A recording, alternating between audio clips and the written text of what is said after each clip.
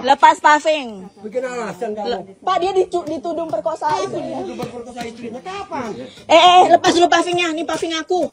Ini syuting. Kasih dulu itu. Iya, taruh aja dulu ke sana langsung. Ambilkan. Aku. Lepasin semua pavingnya ya.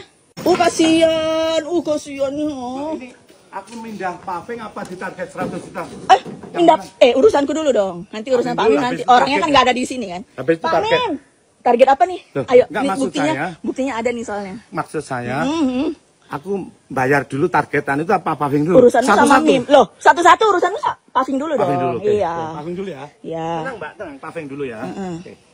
Satu nggak mungkin Mbak. Kalau kasih waktu saya. Ngapain dikasih waktu, kamu ya gak ngasih waktu? Waktu untuk aku tenang. Aku buat kau nggak tenang juga.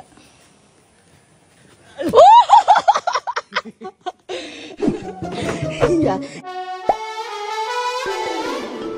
Konflik antara Imam Muslimin atau Yaimim, ex-dosen UIN Malang dengan tetangganya Sahara semakin memanas dan kini viral di media sosial. Seorang netizen yang budiman mengungkap fakta penting yang diyakini menjelaskan duduk perkara sebenarnya. Fakta tersebut mencakup asal-usul tanah yang dibeli Yaimim sejak 2008. Niatnya mewakafkan sebagian tanah untuk jalan umum hingga status kontrak rumah Sahara yang tidak jelas kepemilikannya. Bahkan hubungan yang awalnya baik berubah menjadi perseteruan setelah mobil-mobil rental milik Sahara diparkir semrawut hingga menimbulkan masalah. Dari pengakuan netizen yang berbakti, dukungan publik yang semula berpihak pada Sahara kini berbalik menyerang setelah bukti-bukti terungkap. Tanah yang disewa Sahara untuk usaha rental juga bermasalah karena merupakan tanah sengketa antar ahli waris. Perselisihan kian tajam ketika pagar bambu yang dipasang Sahara dinilai melanggar batas tanah Yaimim. Saat ini proses hukum pidana terkait dugaan pencemaran nama baik dan ancaman kekerasan sudah berjalan. Selain itu, Yaimim menyiapkan gugatan perdata dengan tuntutan miliaran rupiah yang berpotensi menyeret Sahara ke jurang kebangkrutan. Nah, gimana nih menurut netizen yang terhormat? Silahkan berkomentar ya.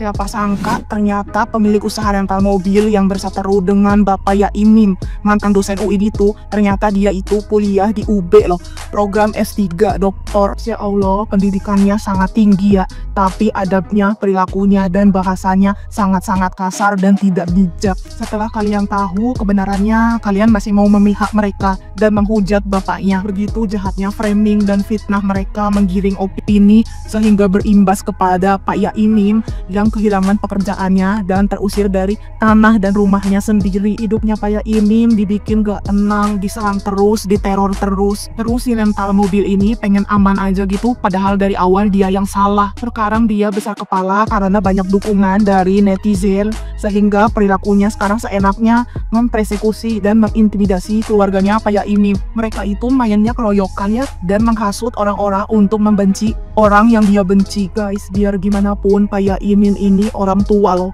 dia itu udah uzur dan dia itu nggak ada siapa-siapa yang ngebela. Gimana kalau misalkan itu terjadi sama orang tua kalian? Ingat ya guys, jangan pernah main-main sama tanah orang yang bukan haknya. Lagi viral Kiai Mim yang merupakan dosen di UIN Malang yang lagi berseteru dengan tetangganya Sahara CSR. Awalnya saya mikir bahwa ini yang aneh memang si Bapak Mim ini ya, kepanjangannya apa saya kurang tahu ya.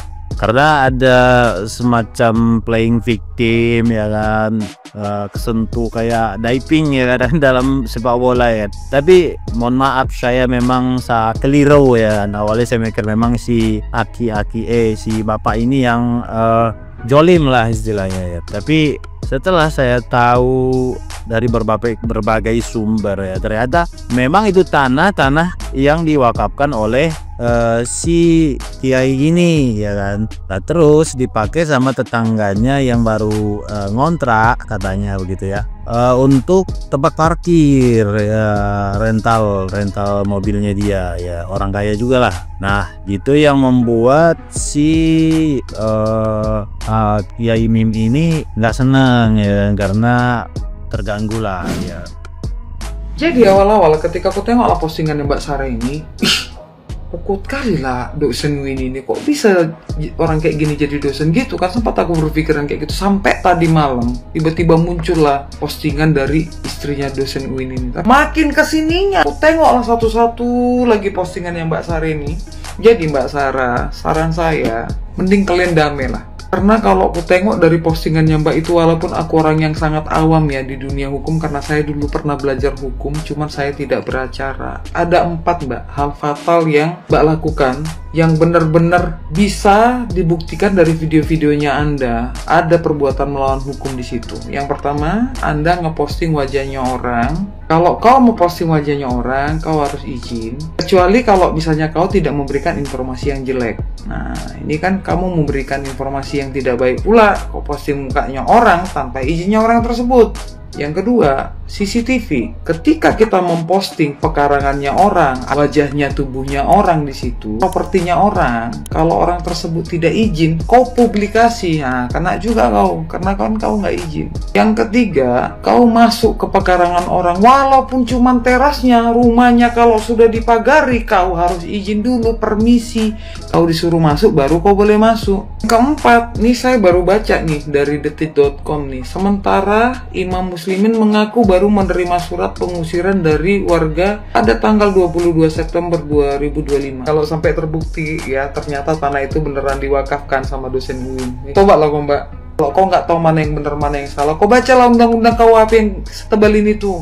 Orang itu kalau pintar pasti dia jauh lebih kalem. Yang namanya kau bertetangga, apalagi kau punya usaha sendiri, jangan kau terlalu berisi. Akur lah, ngomonglah baik-baik, nggak usah kau teriak-teriak. Apalagi kan kita ini orang Indonesia Mbak. Kalau kau bicara sama orang tua, sopan kau.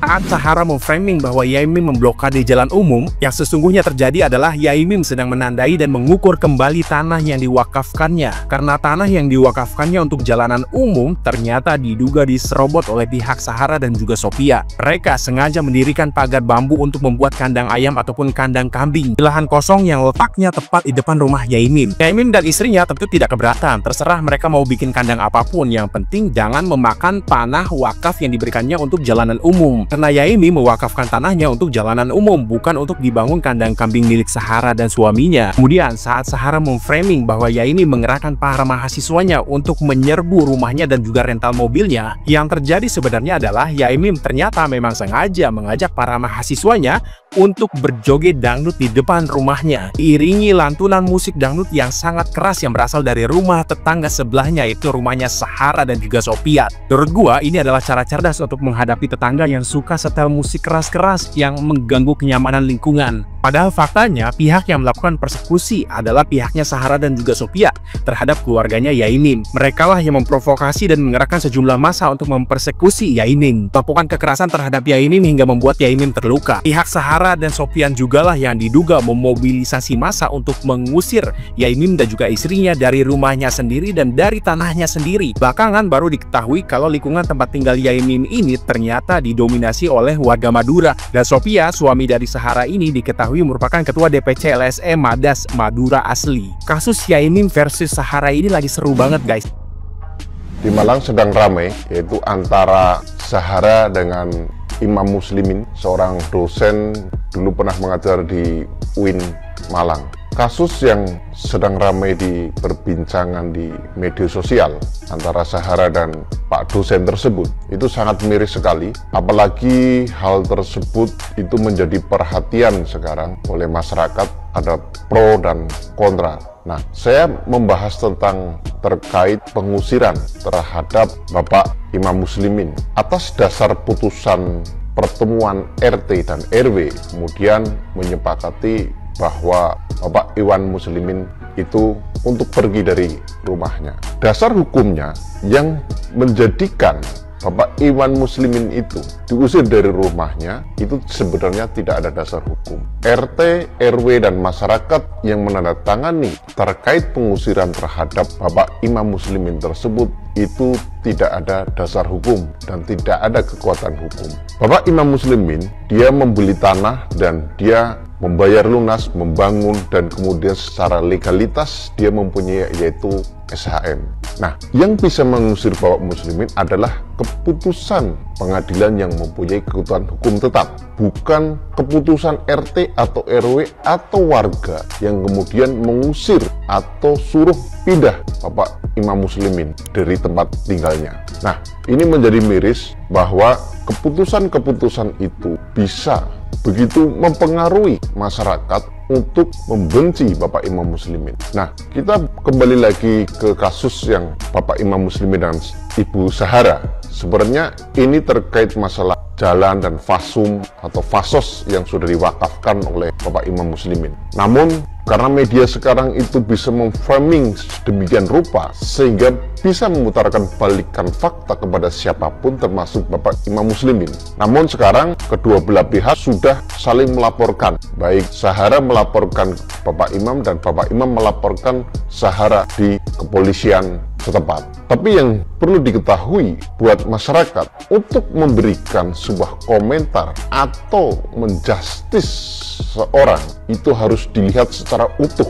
Bagaimana bercerita, bagaimana faktanya, terus bagaimana realnya di lapangan. Jangan kemudian melakukan adjustment kepada seseorang itu bersalah. Mari kita lihat siapa yang bersalah dan siapa yang tidak salah. Menurut Sobat AN, apakah Sobat tim Sahara atau tim Bapak Imam Muslimin seorang dosen yang cukup sabar menghadapi kasus ini? Namun, hukum harus tetap ditegakkan, polisi harus mengusut untuk menyelesaikan permasalahan ini agar terang benderang siapa yang salah dan siapa yang tidak salah. Karena ini dular nalar bahwa seseorang secara legalitas hukum yang mempunyai hak milik namun diusir dari rumahnya untuk pergi karena alasan-alasan yang tidak masuk akal, yang tidak berdasarkan hukum.